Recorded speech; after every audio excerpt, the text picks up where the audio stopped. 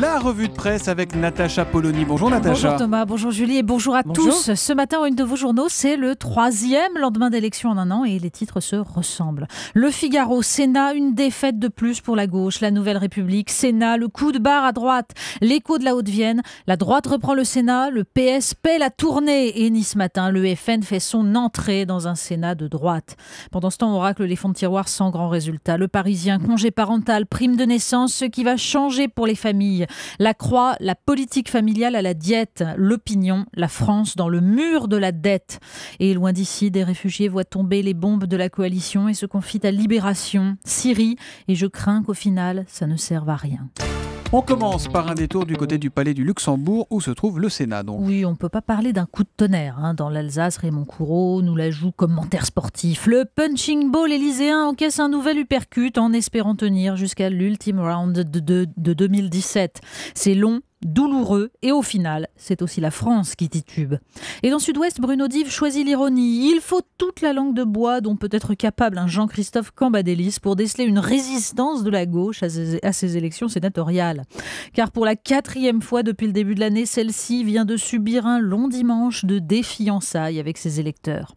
Un ton finalement assez sobre, on ne tire pas sur l'ambulance. Il y a même ceux qui remarquent qu'un Sénat à droite posera finalement moins de problèmes à l'exécutif qu'un Sénat à gauche, qui comptait, comme l'écrit Guillaume Tabar dans le Figaro, moins de frondeurs qu'à l'Assemblée, mais des communistes votant avec l'UMP, des radicaux faisant de la résistance quand l'essentiel, c'est-à-dire leurs intérêts boutiquiers, était en jeu, des écologistes autonomistes. Bref, ça irait presque mieux. La vraie nouveauté, souligne sans surprise Michel Urvoy dans Ouest France, réside dans le fait que les élus des élus, dont on peut penser qu'ils n'agissent pas sur un coup de tête protestataire, votent aussi FN et valident ainsi la stratégie de Marine Le Pen. Mais justement, cette stratégie, Le Monde nous en parle dans un article qui analyse les courants au FN. Pour résumer, entre le national-républicain Florian Philippot, qui se réclame d'un gaullisme souverainiste et étatiste, et la libérale catholique Marion Maréchal Le Pen, qui incarne le FN ancienne formule, anti-étatiste et proche des catholiques intégristes et des identitaires, la lutte de pouvoir au futur congrès va dessiner la capacité du FN à poursuivre sa mue. Et ce qui se jouera définira une partie du paysage politique français. De Gaza à Sarcelles, les journaux font le grand écart ce matin. Oui, ou plutôt un journal. En fait, ce sont 2 articles dans Le Figaro. Ils sont sur des pages éloignées. Ils nous parlent de lieux éloignés. Il y a d'abord cette émouvante et terrible description de l'aéroport de Gaza, détruit par l'armée israélienne pendant la 2e intifada. Depuis, Gaza réclame désespérément sa reconstruction, ainsi que la création d'un port pour offrir un espoir à sa jeunesse. Mais Israël refuse tant que le Hamas n'aura pas déposé les armes.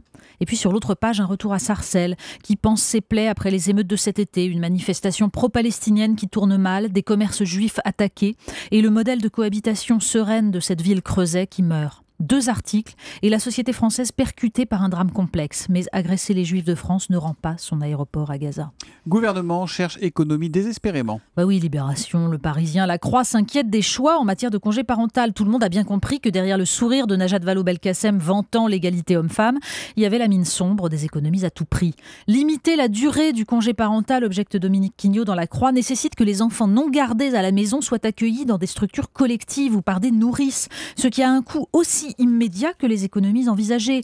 Et à plus long terme, le cumul des mesures pourrait bien peser sur le dynamisme démographique de la France, ce qui aura également un prix. Oui, l'austérité qui tue la croissance, c'est un discours qu'entendent difficilement ceux qui voient seulement le chiffre de la dette. Et parfois on les comprend, surtout quand on lit le récit de Raphaël Legendre dans l'Opinion. Il raconte comment en 2004, Nicolas Sarkozy, ministre de l'économie, est arrivé devant les représentants syndicaux venus négocier des augmentations salariales avec cette phrase.